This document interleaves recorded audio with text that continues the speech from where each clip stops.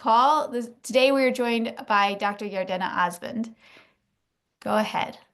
Okay, great. So nice to be back with many of you today. Hope that you are all enjoying Sanhedrin. I think I also just need to start with sort of acknowledging what a difficult day today is. And I, I wasn't even sure what to actually teach. And I was actually drawn to some of the Gemaras that have to do a little bit with our relationship with non-Jews. I think many of us are questioning that today, or at least I am. And Sanhedrin deals with some of those issues. I don't have anything super philosophical to say, but I think as Jews, we go through hard and difficult days like today is. I have the privilege of teaching you all from Israel. I think we turn to our sources, to our Torah, and try to find some type of inspiration or comfort through that. So I hope that we accomplish some of that today in these 30 minutes. One of the things that Masechet Sanhedrin talks about in this last week is a discussion of Sheva Mitzvot B'nai Noach, which is, sort of these 7 Noachite laws that non-Jews are supposed to do. And I wanted to spend a little time talking, or at least reviewing, a piece of the daf from Nun Tet Amud Aleph going on to Amud Bet 59a to 59b. And then we will conclude with something that we find on today's daf, which is on Samach Hey, which is actually a very famous story of Rabbi Akiva and his encounter with a Roman nobleman, or the Roman general, actually, that we'll talk about. And I think both of these sort of bookend sort of the complicated relationship that we as Jews often have with non-Jews that we share the world with. And so I want to begin with the following. First, we have these two interesting statements here. The Amar Rabbi Yochanan. Rabbi Yochanan says, Goy she'osek b'Torah chayav mita. A non-Jew who engages in Torah study is actually liable for the death penalty. Shenemar Torah tziva lanu Moshe morasha.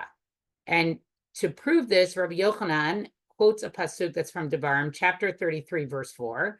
And it's a famous pasuk. It's a song that many of us may know as well, that says that Moshe commanded us the law, an inheritance for the Jewish people, for the congregation of Jacob. And this teaches us lanu morasha v'lohem, that the Torah is specifically an inheritance for Jews and not for non-Jews. And therefore, non-Jews are not supposed to be learning Torah. Now, what's interesting about this statement is, first of all, the idea that I think that the Torah is specifically for us. It's not something that we're supposed to, sort of, we don't have to share it. We're the only ones who are supposed to be engaging with it. I think what's also struck me about this whole discussion about the Noachide laws, and particularly a passage like this also is that we are speaking in a way that is sort of an idealism of how we want society to be working. And what I mean by that is not that we're going to say that non-Jews should be guilty of the death penalty, but the more point is that, like, who enforces these things, right? When we talk about the Noachide laws and the laws that we say that Jews need to follow, non-Jews need to follow, excuse me, who actually enforces those things? And so there's something that's interesting to me about this particular daf and the whole discussion about the Noachide laws and our relationship to them and the non-Jewish relationship to them, because it seems very aspirational, right? Like, in an ideal world, the Torah is just ours. And so that seems to be like what Rabbi Yochanan's opinion is. Now, we're going to see, okay, maybe not everybody agrees with that. The Gemara then says, okay, but if that's so, right, shouldn't that be one of the Sheva Mitzvot B'nai Noach? Shouldn't one of the Sheva Mitzvot B'nai Noach be, one of the Noachide laws should be, that they can't learn Torah? Manda Amar Morasha. So the Gemara basically explains that when we have this word Morasha in the pasuk that we just saw from Devarim, Megazel ka gazela, right? This prohibition includes the prohibition of robbery, right? We know that one of the 7 Noachide laws is that it's forbidden to rob. And therefore, a non-Jew who studies Torah actually robs the Jewish people of their Torah because it's ours. It's actually our inheritance. Dino kana rahamir sad de biskila. Okay. And the punishment should be, what should the punishment be? Because remember, we're in a chapter that's talking about all the different types of capital punishment. It should specifically be like the punishment that somebody gets when they have a sexual relationship with a betrothed young woman, which is execution by stoning. Now, this is a tremendous thing that the Gemara is saying here, because now, first of all, I want to acknowledge there may be people who read this and find this a little bit of a bothersome Gemara, but the insight here of the Gemara is, and I think they're stating in a very extreme way, is this case of the Na'ara Me'orsa, and this is another reason why I wanted to read this particular passage. Throughout this whole chapter, this seventh parak of Sanhedrin, which is the Arba Mitod, which discusses specifically the types of capital punishment, the case that comes up constantly is this case of the Na'ara Me'orsa, okay, of the betrothed Na'ara. Now you're going to see, I believe it's on page 66, 67. There will be a lot more discussion specifically about this case when they go through all the different types of cases that get stoning. And what's the case of the Na'ara Me'orsa? The case of the Na'ara Me'orsa is specifically a case of a young woman who's in the category of a Na'ara. The category of a Na'ara only lasts for 6 months of a woman's life, okay? It's from age 12 when she has 2 pubic hairs, and it lasts for 6 months. Presumably over that 6 months, she experiences more pubic hair growth, has more puberty, then she enters the period of a bogeret. So first of all, it can only occur during this case of Na'ara Me'orsa during these specific 6 months. Can't be older, they can't be younger, okay? Second, they have to be a virgin, okay? Third, they have to be Me'orsa. What does Me'orsa mean? They have to be betrothed. And what we mean by betrothed is that we know in the Jewish wedding ceremony, there are actually 2 parts to the Jewish wedding ceremony, right? There's the first part, which is the part where today when we go and they put a ring, the man puts a ring on the woman's finger and he says, Hare at mikudeshet li, right? You are betrothed to me. That's called the Kedushin or the Erusin. It has 2 different words there that can be used. And that's considered to be the first part of the marriage ceremony. In the times of the Mishnah and the Gemara, but specifically in the Mishnah, this part of the ceremony was done. And then a whole year would usually go by. And then they would do the second part, which is what we call the Nisuin, which is how we mark now was the Sheva Brachot, right? The ceremony where we say the 7 blessings over wine. And so the specific case of the Na'ara Me'orsa is a very, a 12-year-old. Now, we need to keep in mind, women got married much, much younger than they do today. But a 12-year-old who's a virgin at the 6-month period of time, who is betrothed. And what this means is when you're betrothed is you are married. To get out of that betrothal, you would need a get, okay? You would have to get divorced by Jewish law, but you do not have sexual relationship yet with your husband, okay? It's like married, but not fully married. In other words, all the benefits or all the pieces that show that you are fully married do not yet exist in that relationship. And this case is that this Na'ara Me'orsa commits adultery with somebody else, okay?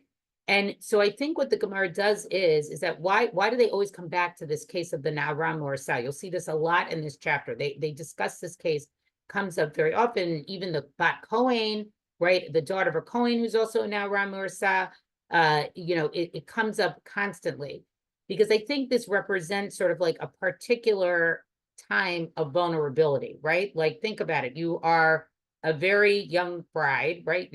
We're describing a girl, right? We would consider to be a girl. At those times, they probably did consider her to be somebody who's entering emerging womanhood, emerging adulthood. And instead of being excited about marriage, it's not a case of rape, right? It's a case of actual consensual adultery. And that's why the punishment is such that it is skila. It's like, it's a violation of all societal norms. And it feels very harsh to sort of subject a 12-year-old to this, but I think that's sort of the idea. And therefore, by the Gemara comparing the non-Jew to this case of the Na'ara Me'orsa, the Gemara is saying in a way that when a non-Jew tries to take part of our Morashah, tries to take part of our Torah, that is a violation. It's an extreme violation, punishable by skila. Now, again, I will admit, I think many of us will read this, and for our modern sensibilities, this does not, I think this Gemara could not sit so well with us, but it's there, and I think that's why we have to learn it. And then the Gemara goes on to raise an objection to what Rabbi Yochanan had to say. Meitive, okay? So they have a breita here. Haya Rabbi Meir. Rabbi Meir would say, Minayin shafilu goy ve'osek b'Torah shehu kakohen gadol. And along comes Rabbi Meir, and he has what I think most of us would consider sort of where we would want to fall, right? Rabbi Meir says, how do we know that a non-Jew who studies Torah is like the high priest? So on the one hand, we have the first part of the Gemara that compares the non-Jew to learning Torah to like Na'aram or Sa and needs to be death by stoning. And then we have Rabbi Meir who compares the non-Jew studying Torah to be one who was like the high priest, right? Which is sort of the epitome of sort of the highest spiritual servant that we could have to God. Shenamar, and so here they quote a pasuk, Asher Yasel Tam Ha'adam V'chai Bahem, right? So it says in Vayikra, right? This pasuk talks about that you should keep the commandments of God, which if a man does, he will live by them. Kohanim v'Leviim v'Yisraelim lo ne'emar. The pasuk does not say priests, Levium and Israelites, right? Ella ha'adam. It's paying close attention to the fact that it says Adam, right? And we know when the word Adam is used, that does not mean Jew, right? When we talk about it, the creation, the stories in Bereshit at the beginning of Genesis, the word for man is Adam. That doesn't mean a Jew. Adam Harishon, right? Adam is not a Jew. He's just a man. It's supposed to represent humankind. So the fact that this word Adam is used means that this pasuk is really talking about all people. And so therefore this teaches us that a non-Jew who engages in Torah study is even like a high priest. And so the Gemara needs to understand this. What do we do with these two sort of like conflicting traditions? Hatam v'sheva mitzvot didihu. And so the Gemara answers that this breita of Rabbi Meir is referring to a non-Jew who engages in the study of their 7 mitzvot, right? That it is a mitzvah for them. It is good for them to study those 7 mitzvot. And if he does that, he is like, he is praised in the way of a Kohen Gadol. And so the Gemara, I think, lands in a way to say, no, we're not going to say that a non-Jew can't study any Torah, but we're going to sort of keep it in their lane. There are certain things that they should study and certain things that we think they should not study. Now, again, I think that what's so fascinating to me about this Gemara of the Sheva Mitzvah B'nai Noach is that it's like who's the Gemara talking to, right? Is this, because think about the sort of paradox here. Is this meant for a non-Jew to read and say, oh, I'm going to read this passage of Gemara and then I'm going to start studying the Sheva Mitzvah B'nai Noach? Like, who is this Gemara actually meant for? Is it instructional to Jews or is it instructional to non-Jew? And that brings us to the next part of the Gemara. Rabbi Chanina ben Gamliel says, Af Adam min hachai. Please just let me know if there's any comments that I need to address here. Okay, I'll take a break in a little bit. So Rabbi Chanina ben Gamliel says, right, that the descendants of the non-Jews are also commandment, right? We know one of the commandments they have is what we call Aver min hachai. They're not allowed to eat a part of an animal while the animal is alive. And so Rabbi Chanina ben Gamliel says they're also not allowed to eat blood from a living animal. Tanu Rabbanan, right? And where do we learn this from? Ach basar benafsho damo lo tochelu. The pasuk in Bereshit, okay, notice it's in Bereshit, chapter 9, verse 4. So we're talking about, and this will become important later, laws that are given in Bereshit are going to be different than laws that are given in Sefer Shemot, right? That's actually our parsha this week of Mishpatim, right? Where we start to get the laws that are specific to Jews. And it says, only flesh with its life, which is its blood, you shall not eat. Okay, this is the prohibition for Aver min hachai. This was given over to Noach, right, after the flood. Rabbi Chanina ben Gamliel omer Adam min hachai. So he learns, because of this wording here, benafsho damo, which is its blood, that even blood is prohibited. It's not just a limb, but it's also its blood. My time into Rabbi Chanina ben Gamliel. So what's the reason for Rabbi Chanina ben Gamliel? Rebbe, right? He reads basar benafsho lo tochel. Damo benafsho lo tochel.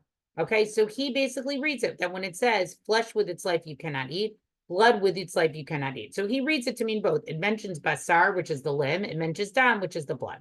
The Rabbanan and the rabbis,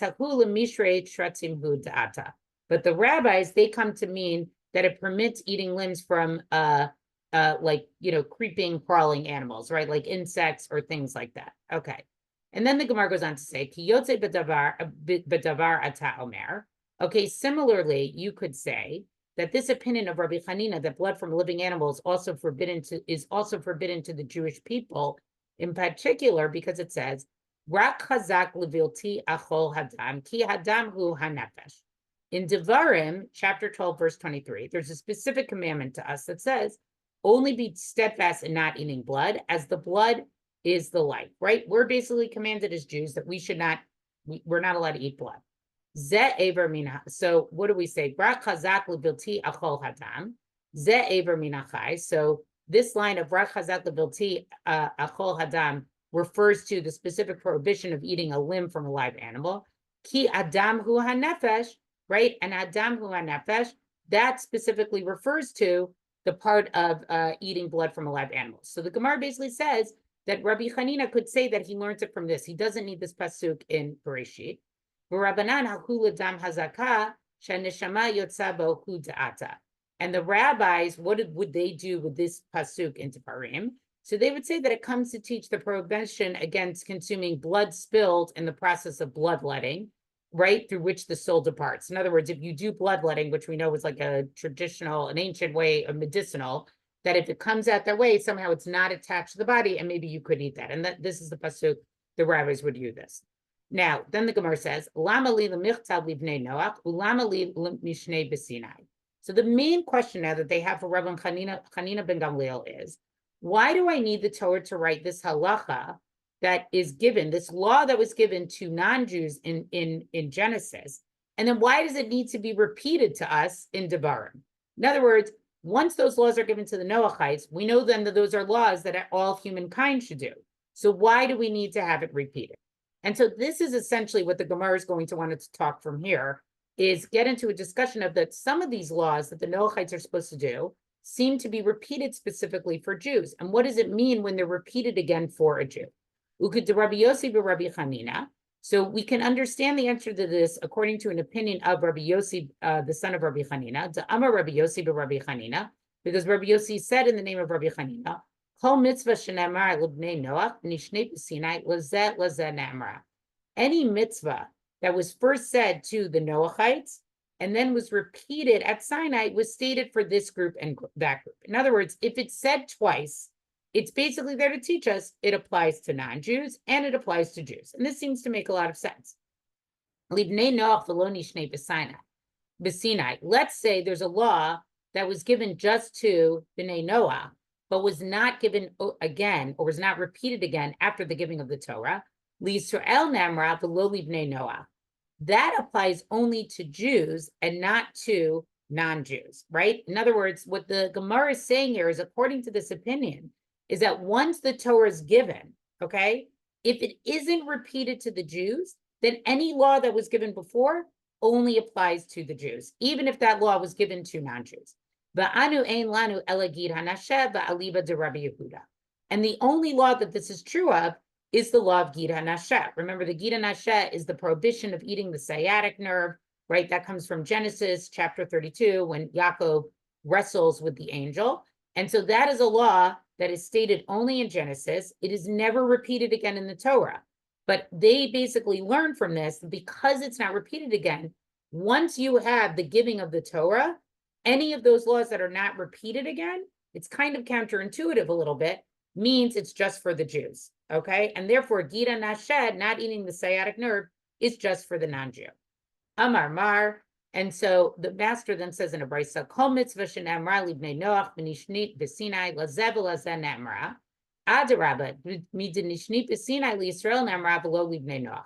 So again, they repeat this brisa that we just, this idea that any mitzvah that was said to non-Jews and then is repeated at Sinai is meant for both groups. And then we say, Adarabba, on the contrary, maybe by the fact that it was repeated means that it was just for the Jewish people and not for Noah, for the non-Jews, which kind of actually makes more sense. And so then the Gemara says, Midi'itai avoda zara b'Sinai b'atkachinan da'anish goyim I lava shmamina v'lazeh ne'emra. So the Gemara basically concludes here by saying, right, from the fact that the prohibition of idol worship was repeated at Sinai, and then we find that God punished non-Jews for doing avodah zarah, for doing idolatry, we conclude from it, that's how we know that any mitzvah that's repeated, right, at Sinai was meant for both groups. Believe Nev Noach below Nishnei b'Sinai. And let's say we have a case, right, where it's, it's, and when we talk about a brisa that was given to non-Jews and is not repeated at Sinai, right, L'Yisrael Namra v'lo livnei Noach, right, So that we know is just given to the Jewish people and not for the descendants of Noah. Adarab, and again, we say to the contrary, that doesn't seem to logically make sense. Shouldn't we say that that's actually a rule just for non-Jews and not a law that actually applies to Jews? Leka mi da'am de l'Israel shari ulagoy asir. And so we say no. There's nothing that is permitted to a Jew that is forbidden to a non-Jew. Okay. The Gemara from here is going to get into some specific cases where they try to prove, could that not be true? And the first case they use is a case of Yifat Toar, right? Which is a case about how if you capture a beautiful woman during war and you wanted to marry her, a Jew wanted to do that, what the process would be to make that permissible. And the Gemara basically answers here that that isn't a law. It's a law specific to Jews. It's very interesting because non-Jews are not actually allowed to conquer anything. We were instructed to conquer. We were instructed to conquer Eretz Yisrael. I think that's a very interesting piece of the Gemara because I don't think Jews often look at themselves as conquerors. So it's sort of an interesting thing. And it goes on from there. I'm not going to continue reading this because I want to get to one other piece and I want to see some of your comments. But I think this whole passage is very interesting because what the Gemara is really trying to parse out here is that it's essentially saying within the Torah itself, there's instruction for non-Jews and instruction for Jews. And what is the relationship between those instructions, right? What is the relationship between those laws that the non-Jews need to keep and the laws that the Jews need to keep? And I think that's what's trying to happen in this particular passage here. And that ultimately what the Gemara concludes is that it's almost like, yeah, the non-Jew needed to have their special law given. And then we as Jews, we also sort of get our own special law given. If it's given twice, then that means that it's something that actually is, is meant for both of us, okay? But this category, but we're not really going to find a category where there's something that is prohibited to a non-Jew, but yet is permitted to us. And so the Gemara is going to go through here after this, a variety of different cases. Okay, while we, I'm just going to quickly check the chat and see if anybody. Thank you. You covered a lot there. Okay. Let me summarize for you. I think, Yardaena, like the major question on everybody's mind is it's sort of, it's intuitive to us that we're uncomfortable with saying that non-Jews can't access the Torah, maybe because like how else would people go through a process of conversion, right? And so the question is why? Like why would Rabbi Yochanan feel that way? I think there are a bunch of comments that basically boil down to that question. Was it that he lived in a different time and place? And right. So look, I think some of that always has to do with their relationship with non-Jews, right? I think also these are examples of sort of some of these types of like extreme positions that the Gemara say that we have to think a little bit about. Like to me, the emphasis of that Gemara is more saying like Jews, your Torah is your morasha. It is your inheritance. It is special for you. It's expressed in extreme language by saying, and the non-Jew who tries to access that, they are punishable by death. But I almost feel in a way that we should reverse what the emphasis is on that statement. I think Rabbi Yochanan speaking in an extreme is more to call attention to us that it's our morasha. Notice the pasuk he uses. It's not a pasuk that he uses that says non-Jews can't learn Torah.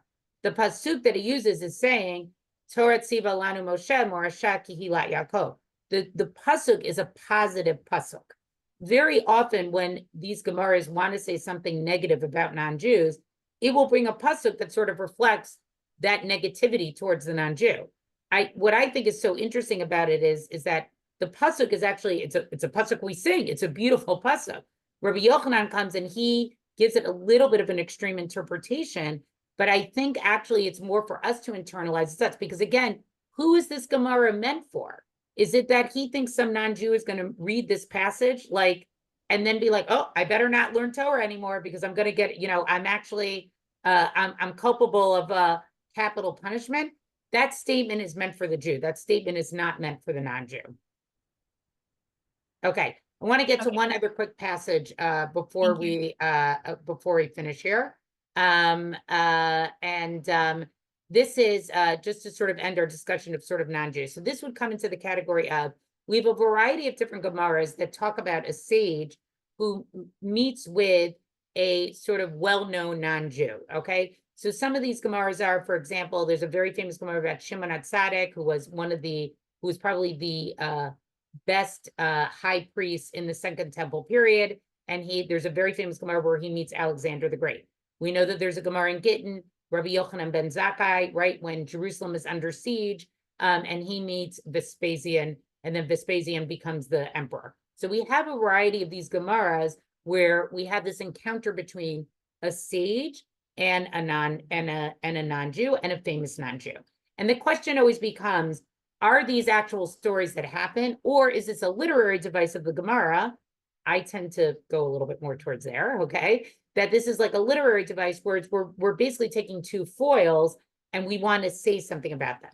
So here we have a very famous story with Rabbi Akiva and Turnus Rufus. There's a few stories of Rabbi Akiva talking to Turnus Rufus.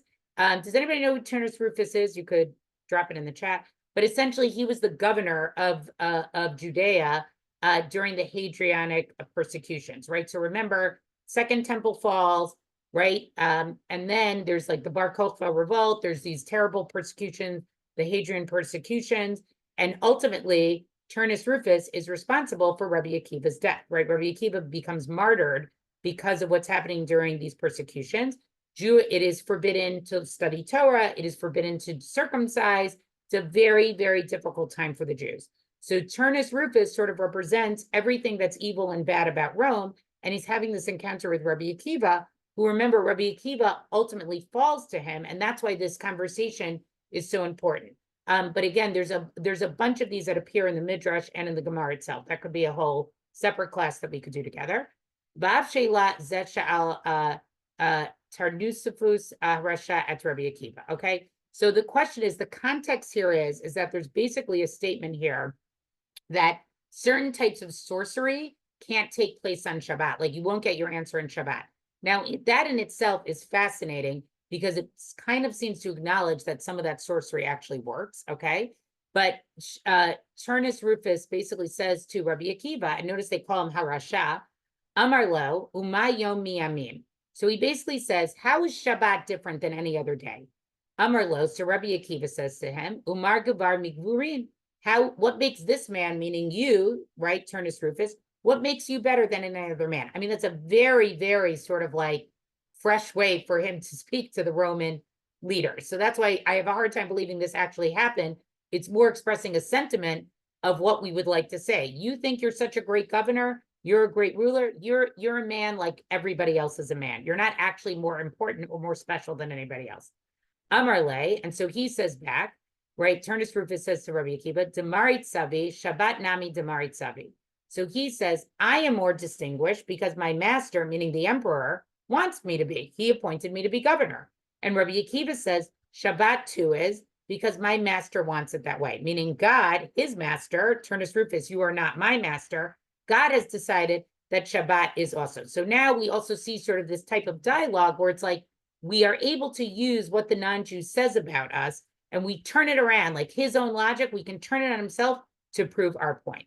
And then the Gemara goes on to say, Amar le, so Turnus Rufus says to Rabbi Akiva, Hachi kamin alach. This is what I mean to say to you. You think you're so clever that you just turn this around on me. Mi amar dahadina Shabbata. Who is to say that now is not Shabbat? Maybe a different day of the week is Shabbat. How do you know, Rabbi Akiva, which day is actually Shabbat? Amar lo, he says to him, Rabbi Akiva, Nahar Sabtion Yochia. So he says the Shabtion river can prove that today is Shabbat because apparently it was always calm on Shabbat. Baal Ov Yochia, a necromancer can prove it because the dead do not rise on Shabbat, which again, I think is fascinating from a sorcery point of view because it means we do know that the dead rise. The Gemara, when we say that necromancer, a necromancer is not allowed, it's not saying that it's not true. It's just saying it's something we shouldn't do, right? And so we just had a discussion about Baal Ov, and that's why it fits into this Gemara. And the grave of his father, meaning the grave of Turnus Rufus, can also prove it. How? Because smoke does not come from his father's grave on Shabbat. Because all week the idea is he's being punished in hell, but even on Shabbat, evil people are not punished in hell on Shabbat. And then Amar Lo, and then he concludes by saying, Turnus Rufus, Bizitu, Biyashtu, Bikikalto, right? You have demeaned my father, right? you have shamed him and you cursed him, right? So basically at the end, you got me, Rabbi Akiva. You were able, you look how much that you embarrassed me because you basically proved to me that my father was a Rasha. Now, again, whether this Gemara actually happened, I think is an interesting question, but it is one of these sort of Gemaras where I think, we're sort of trying to prove, the greatness, first of all, of the Chachamim. And second of all, even though Turnus Rufus actually is responsible for Rabbi Akiva dying, right? At the end of the day, Rabbi Akiva, right? Our way of life, Jews, we sort of, we overcame whatever Russia or whatever obstacle there was in our face. So I don't know, this piece of Gemara specifically stood out to me today, thinking about what's going on for the Jews all over the world, that we have always encountered people who were evil to us. And that somehow the Gemara basically is telling us that in the end, right, at least here intellectually, that we always prevail. So thank you so much for learning with me. I'm sorry that I went 2 minutes over. I hope that you enjoyed this review. Thank you for the extra 2 minutes of learning. Okay, right. So some people are talking about why we